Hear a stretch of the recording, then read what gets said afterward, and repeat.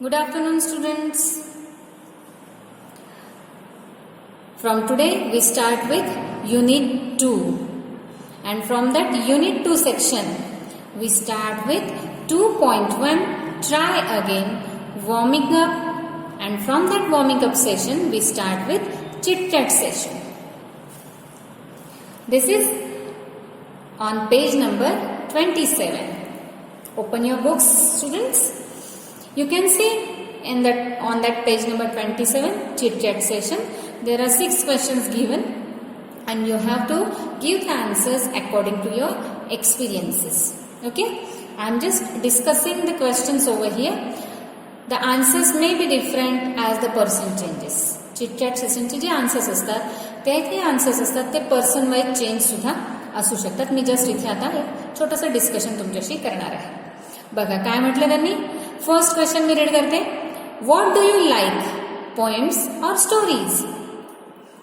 तुम्हाला काय आवडतं? पोएम्स आवडतात की स्टोरीज आवडतात? प्रत्येकाचं आन्सर वेगळे असू शकतं. मी इथे सांगेल की मला पोएम्स आवडतात. So what should be my answer? I like poems. Next question. What kind of poems do you enjoy the most?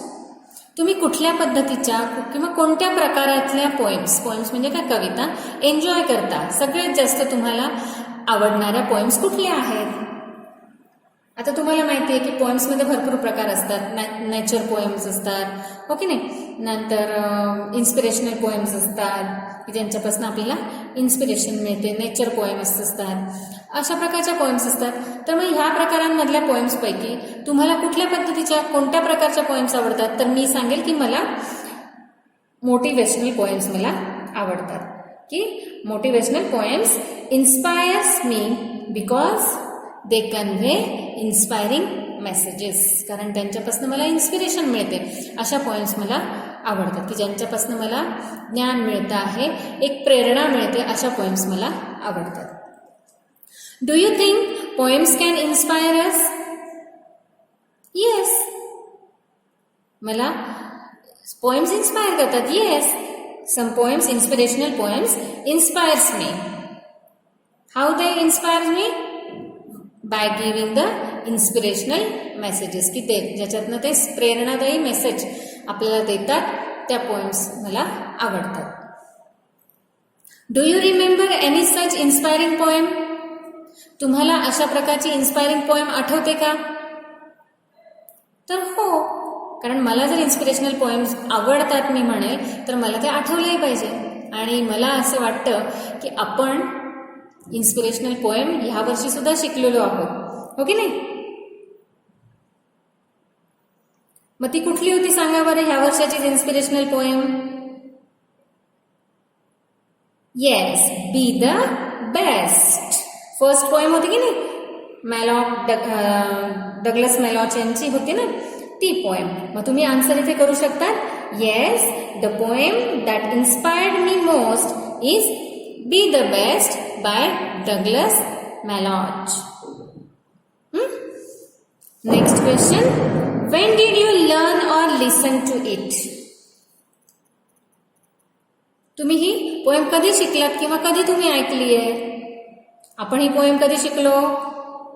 I think आपलं सेशन स्टार्ट झालं त्यावेळेस, हो की नाही. मग आपण तिथे आन्सर करू शकतो. We learn it at the beginning of this year, that is in July, month of July. Okay. Last question. What message do you get from it? तुम्हाला ह्या पोएम मधनं कुठला मेसेज मिळालेला आहे? सांगा बरं. आता आपण सगळ्यांनी स्टडी केलेली आहे बी the best he poem, okay नाही. त्याच्या लाईनमध्येच आहे कुठले कुठले मेसेजेस त्यांनी दिलेले आहेत आपल्याला. The messages that we get from the poem are कुठले कुठले? Be the best whatever you are. तुम्ही कसंही असा, काहीही असा, छोटे असा, मोठे असा, पण तुम्ही कसं काम करा, बेस्ट. तुमच्याकडनं सर्वोत्तम कामगिरी झालीच पाहिजे, ओके नाही. अजून काय म्हटलेलं आहे त्या पोएम मध्ये? Success doesn't depend upon size.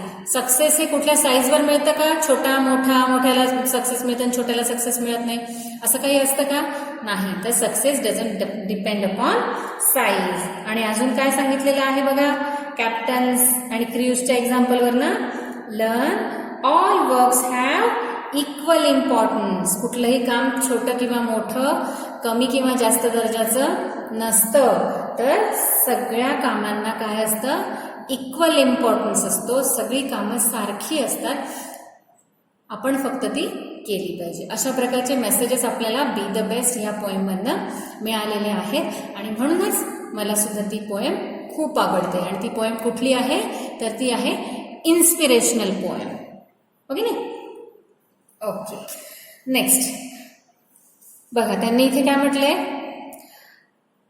A question, form group of 6 each. Everyone from the group should share an experience or situation where at first he or she experienced failure but after continuous efforts achieved success. He group activity दिलेली आहे. आता तुम्ही तुमचे, आता lockdown असल्यामुळे तुम्ही सगळे घरी आहात, तर मग तुम्ही तुमची भावंड घेऊ शकतात, घरातली मंडळी, छोटे तुमच्या एजचे जेही असतील किंवा तुमच्या शेजारी पाजारी तुमचे जे फ्रेंड्स असतील त्यांना जमा करून एक ग्रुप बनवा आणि त्यांच्याशी डिस्कस करायचं. काय करायचं आहे, 6 मुलांचा ग्रुप बनवायचा आहे. Everyone from the group should share an experience or situation. तुम्ही एकमेकांशी डिस्कस करायचं आणि तुमचे एक्सपिरियन्स, तुमचे अनुभव शेअर करायचे आहेत. कसले, where at first he or she experienced failure, की तुम्हाला आतापर्यंतच्या आयुष्यामध्ये कधी फेल्युअर म्हणजे कुठेही तुम्हाला सक्सेस मिळालेला नाहीये, अशा सिच्युएशन्स तुमच्या आयुष्यात आतापर्यंत आल्या असेल. 1 असतील, 2 असेल, प्रत्येकाच्या आयुष्यात कुठे ना कुठे, कधी ना कधी अशी सिच्युएशन येते की जेव्हा तुम्हाला फेल्युअर येते. ओके नाही. But after continuous efforts achieve success. परंतु तुम्ही मात्र कंटिन्युअस एफर्ट्स केल्या, कंटिन्युअस प्रयत्न केले आणि मग तुम्हाला सक्सेस हे मिळालेलं आहे. असं प्रत्येकाच्या आयुष्यामध्ये अशा घटना घडलेल्या असतात. मग ते छोटेसे एक्सपिरियन्स असू देत, अगदी छोटीशी का गोष्ट असे ना, पण ती तुम्ही एकमेकांशी आता शेअर करायची आहे. करणार मग सगळेजण घरी हे. ओके, नाव B section, decide which experience shared in the group is remarkable. तुम्हाला शेअर करायचं आहे की सगळ्यात उत्तम एक्सपिरियन्स हा कोणाचा होता. Fill the flow chart with the steps taken for success. यश मिळवण्यासाठी कुठल्या कुठल्या स्टेप्स तुम्ही फॉलो केल्या की जेव्हा तुम्हाला सक्सेस मिळालेला आहे, अशा स्टेप्स तुम्हाला इथे राईट डाऊन करायच्या आहेत. बरोबर. तर मग मी इथे एक एक्सपिरियन्स, मी एक इन जनरल एक्सपिरियन्स घेतलेला आहे आणि त्या पद्धतीने मी इथे स्टेप्स राईट केलेले आहेत. कुठलीही गोष्ट आपल्याला करायची असेल तर त्याच्यासाठी आपल्याला सगळ्यात आधी काय केलं पाहिजे, प्रयत्न केला पाहिजे. आधी करून तरी बघितली पाहिजे. आधीच्या आधी आपण नाही म्हटलं पाहिजे का, नाही मला ती जमणार नाही म्हटलं तर ती जमणारच नाही. परंतु प्रयत्नांती परमेश्वर हे सगळ्यांना माहिती आहे. म्हणून आधी आपल्याला काय केलं पाहिजे, प्रयत्न. म्हणून ट्राय. मग कदाचित तुम्ही प्रयत्न केला परंतु कुठेतरी तुम्ही कमी पडलात, म्हणून तुम्हाला फेल्युअर सुद्धा येऊ शकते, असफलता येऊ शकते. ओके नाही. यश अपयश मिळू शकते.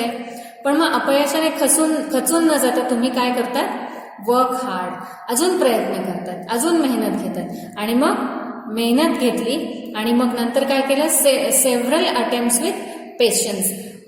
हार्डवर्क करताना तुमच्यामध्ये काय पाहिजे, पेशन्स पाहिजे. पेशन्स म्हणजे काय, पेशन्स म्हणजे येतं तुमचं संयम. संयम म्हणजे काय, शांतता, धीराने घेतलं पाहिजे आपण ती गोष्ट.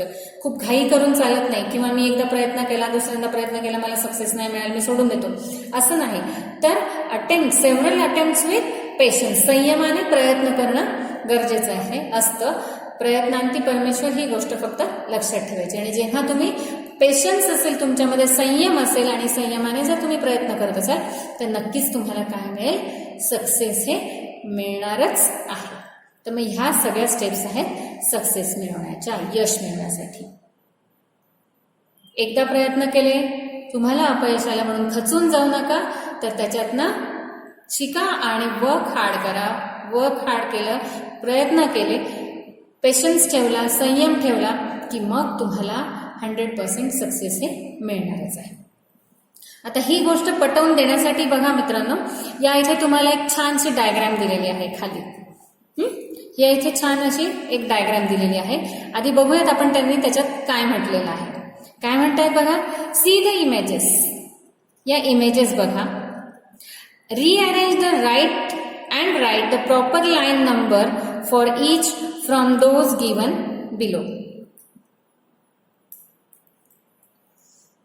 ठीक आहे. आता इथे तुम्हाला इथे डायग्राम्स दिलेले आहेत आणि या डायग्राम्स मध्ये तुम्हाला काय दिलेले आहेत, वेगवेगळे पिक्चर्स दिलेले आहेत आणि त्याच्यानुसार इथे काही लाईन्स इथे दिलेल्या आहेत आणि ती लाईन कुठल्या पिक्चरला इथे सुटेबल होत आहे ते तुम्हाला इथे राईट करायचं आहे.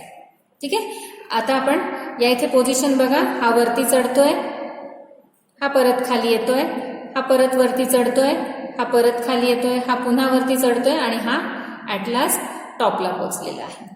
आता इथे त्यांनी काही एक्झाम्पल्स दिले आहेत. The spider climbed again a little higher, की तो अजून थोडासा वरती चढलाय. Yet it did not give up and climbed higher and higher. It slipped and fell down. A spider began to climb a wall. Finally it reached the top. It fell down again and the second time.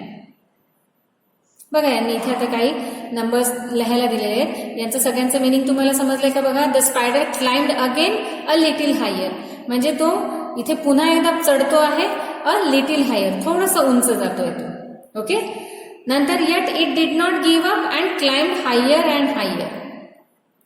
तो हिंमत हारतोय का. It did not give up, climb higher and higher, तो अजून उंचच उंच चढतो आहे. It slipped and fell down,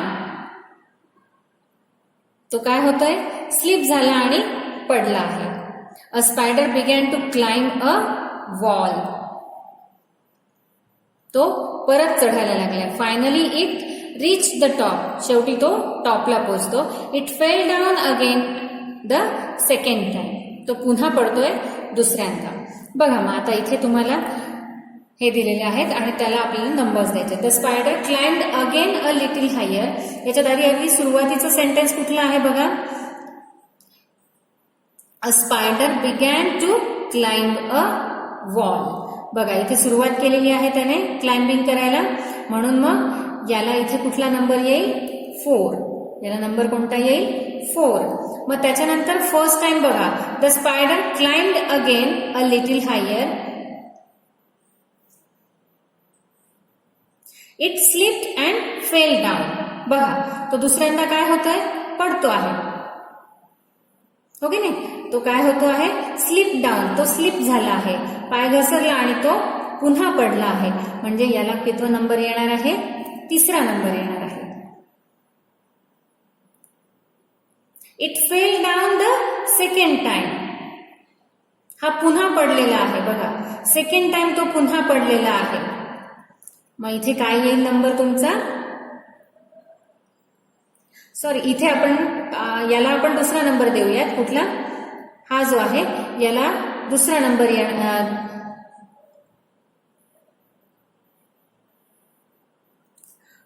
इथे आपल्याला दुसरा नंबर येईल. आपण इथे जो 3रा नंबर दिलेला आहे, आधी इथे काय झालं, तो थोडासाच वरती चढलेला आहे आणि पडलेला आहे. इथे स्टार्ट केली त्याने. It fell down again the second time. It slipped and fell down. हा जो नंबर येईल याला आपण इथे 3rd नंबर देणार आहोत. It slipped and fell down. नंतर तो पुन्हा काय करतो आहे, प्रयत्न करतोय. The spider climbed again a little higher.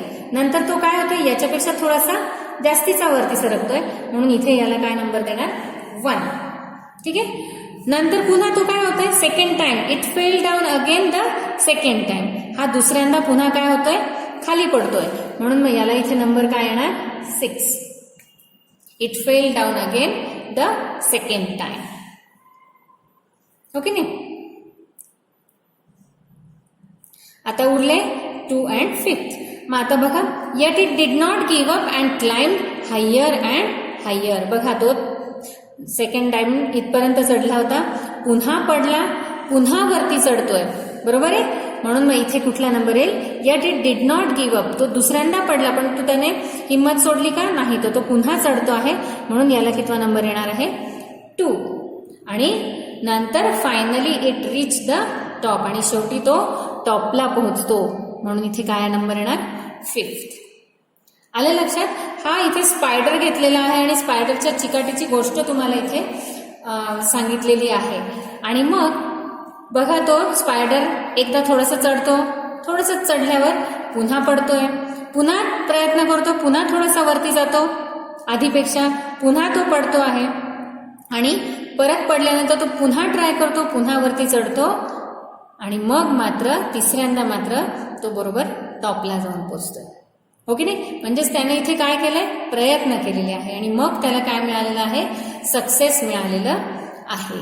म्हणून मग याच्यातनं तुम्ही मॉरल काय शिकणार आहात? Moral of this images, moral from this images, try again and again till you succeed. परत परत प्रयत्न करणं गरजेचं आहे. कधीपर्यंत? की जोपर्यंत तुम्हाला यश मिळत नाही तोपर्यंत. Try again and again till you succeed.